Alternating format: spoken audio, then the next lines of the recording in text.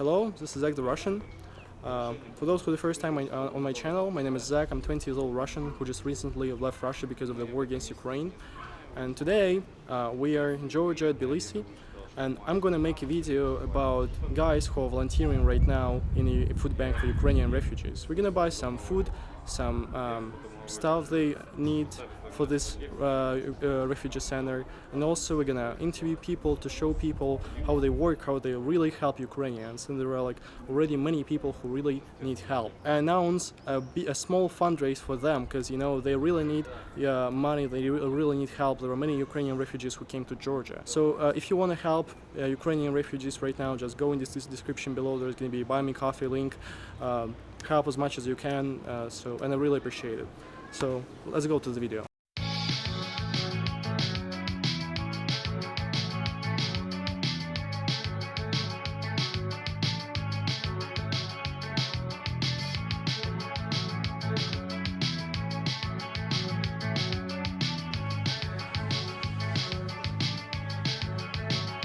So we came to the station called Samgori. It's a station where the biggest market in Tbilisi is located, and we came to the most cheapest market where we're gonna buy stuff for Ukrainian refugees. Let's go. So we need to buy some прокладки. I was speaking Russian sometimes to my operator, so I'm gonna voice over my Russian language. So we're gonna grab something useful for Ukrainian refugees.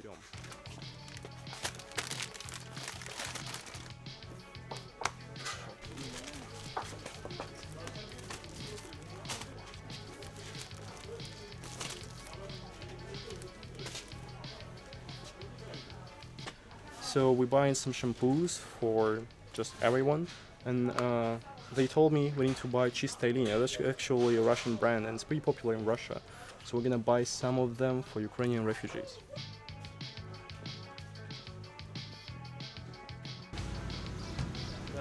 I don't know how we're gonna transport it, but I guess taxi. So we just went out from the supermarket and we bought a bunch of stuff. You can see there are pumpers. There is actually my favorite Russian sweet, Sgushonka. There are a couple of cans. Also we bought some local coffee, some tea, some waffles, bunch of stuff. And right now we're going to go to this volunteer center. But the problem with kind of buying stuff was, there is some kind of moral dilemma. Should we buy Russian stuff or Georgian stuff? Is it okay right now to buy Russian products for Ukrainian refugees? But unfortunately, in Georgia, there is a problem with products because most of them, like maybe 60 or 50%, are imported from Russia. So it's really hard to find analog from a local production. So we bought just a bunch of Russian teas. For example, this tea, Greenfield. You may see like, oh, this is maybe like UK, England or something. No, it's Russian. It's just hard to find any local stuff, unfortunately. We took a taxi to the food bank for the refugees, and we got an interesting conversation with a Georgian taxi driver on the way there. We asked what does he thinks about many Russians who came to Georgia after the start of the war.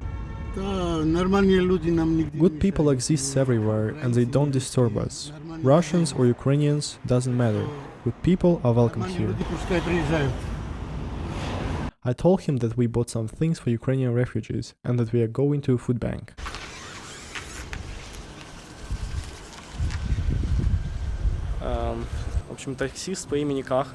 The taxi driver's name was Kaha. We were talking about the whole situation between Russia and Ukraine. We told that we are helping Ukrainian refugees. And after the riot, when we had to pay, he said that we don't need to pay. You guys better buy something for the refugees, he said. Wow, I have no words. A true Georgian man.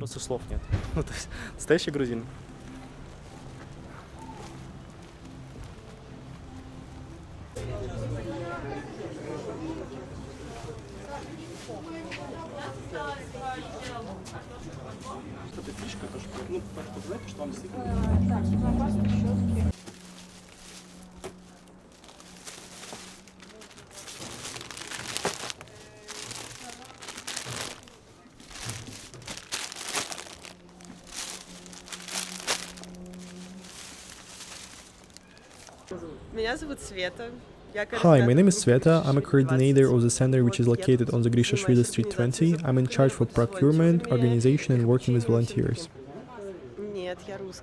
No, I'm Russian from St. Petersburg, born and raised in St. Petersburg, but many people confuse me with the Georgian. Very convenient. I have been volunteering for 2 months so far. Firstly, I was helping as just an ordinary volunteer. Then I started to volunteer more. I came here 5 days a week, and then they offered me to become a coordinator of the center. Of course I agreed. This whole place is a hotel. There are people living here all the time. They often go out to drink tea here. And there we have our pickup point. Here we have a lounge for volunteers when they have some time to rest. Dasha wants some time to chill. Here is located our pickup zone, where we give everything we have. We don't have much right now, but all we have, we give to the people. We have hygiene products, we have food. It's hard to say right now, but usually we have food. We give a standard set for a family once a week. It includes 2 types of groats, rice and buckwheat, and of course pasta. 3 cans of meat, fish and vegetables, tea, coffee, toilet paper, onion, potato, carrot. What is the most needed product? Probably groats. Groats in cans, because it's the most nourishing and it can last long. And sweets. Well, sweets is not like the first needed, but still, it's really important. Here we have lonely carrots, also onions and potatoes. We pack up all of the vegetables in one kit and give to the people. Here we have some basic pharmacy of an ordinary citizen, so to say. We have different kinds of painkillers, sedatives. Valeriana and carvalol are the most needed ones. Some citramon. If we don't have something specific, we redirect people to other food banks which are specialized on pharmacy. That's basically it. We also got a bunch of dippers and baby food. There are some people who bring things they bought for refugees by themselves, like us today. If I were a lonely man in the supermarket, I wouldn't go to buy pads for women and etc. If there is a problem with some specific type of products that people are ashamed or just forget to buy. Sometimes I notice when women came to our center and we got a male volunteer, they say in a whisper, "Can we get a pads, please?" Since then we just tell to the boys, "You offer pads without asking, you got it?" Sometimes the men just bring them to us. They are able to bring at least any from the supermarket. Nobody is ashamed of it. This is a mandatory thing. We text what we need to our social medias and people bring it to us voluntarily. Sometimes people just buy so many things. One time people came with a whole car full of stuff. We are just so grateful. Sometimes it's just a backpack of things but with the cool shampoos and razors. Recently a guy came up. He said that he fundraised some money for Ukrainian refugees from Mariupol to help them to leave. And he got some spare money after that.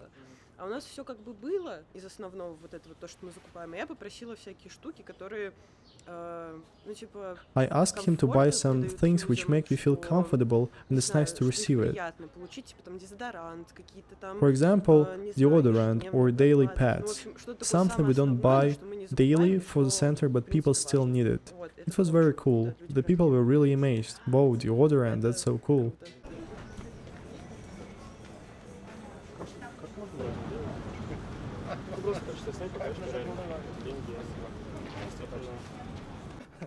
Hey, haven't seen you in a while. What's your name? My name is Kirill. Well, Kirill, tell me, what do you do here? I'm sorry to interrupt, but we met each other a long time ago, almost when the war started, like... Well, almost 2.5 months ago. Unfortunately, I have been volunteering there only for a couple of days, but just because there were not many people, and I felt like I'm out of place, because there were not many refugees. But now there are so many people, and you are still here every day, as I understand. Well, almost every day, yes. And it's true that recently there are many people came. The flow of the refugees is only growing. We can see this not only in the food bank, but also with the other volunteering services. For example, some Ukrainian refugees who got to Russia and want to leave Russia. those people who had to leave occupied Ukrainian territories through Russia, because they have no way out to go through independent Ukraine. So they went to Russia and they don't want to be there. I think it's understandable why. So they left to the closest normal country, which is Georgia. So the project about evacuation and also accommodation, we rent 4 houses. And every day there are people moving in. Yesterday we settled 12 people. Today already 4 people moved in. Right now our volunteer helping to move in for Ukrainian refugees. And in general we got a call center. So if people have any question they can call, there are operators working 24/7. It's a really big network because even in the Ukrainian embassy they give our coordinates. Guys, in the description below there's gonna be PayPal link to the organization Volunteers Tbilisi, right? And you can donate over there. It's gonna be directly, and you know it's gonna go for a real thing. It's not just some fake help. Okay, tell me about yourself. As far as I remember, you got a really interesting story. Yeah, last couple of years I've lived in Kiev, Ukraine. Then in autumn I came back to my home in Siberia because I haven't seen my parents for 5 years. And while I was there, the war started. And now I cannot come back to Ukraine with my Russian passport. So I came to Tbilisi because it's the closest good country. People are really kind here and I feel the vibe of freedom as in Ukraine. And there are many people who share the views of Ukrainians, Russians and Belarusians who are standing against the war. And those who want this war to finish as quickly as possible. That's an interesting question. Why did you decide to go to Kiev while living in Russia? What made you to do this? It was 2017, there were many protests in Russia. Those were times of preparation for presidency for Alexei Navalny. I was a volunteer in the campaign office of Alexei Navalny. And at some point, I've just realized I need to leave. Did you have any problems in Ukraine? You know, there are some people who are saying there is Russophobia in Kiev. Were there any situations like, oh, you're Russian, come back to Moscow? No, nothing happened like that. I worked every day with people. I was working in a smartphone repair office, and I spoke to everyone, and I told I'm from Siberia. They heard my accent and they asked me where I'm from. I don't know how they cover it in the Western media, but language questions were easy. I learned Ukrainian language while passing driving tests. And there were no problem at all with the language.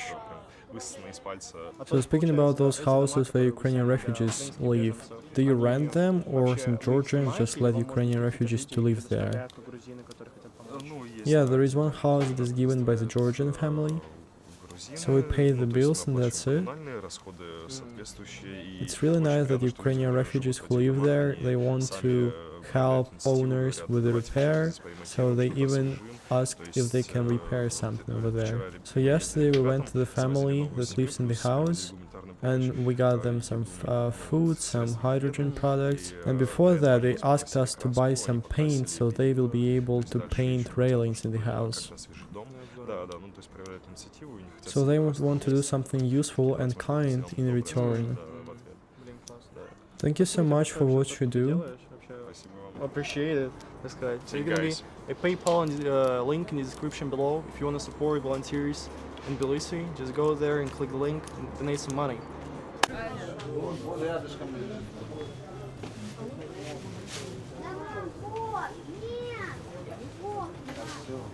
Я из Санкт-Петербурга. Давно здесь? В Тбилиси уже 2 месяца. Ну, уже почти 3. Вот. Чем занимаетесь вообще, помимо волонтерства? Ничем. Учиться? Я безработная. А в Питере чем занимаетесь? Ну, я вообще работаю в OnlyFans. Да, я OnlyFans модель. Классно.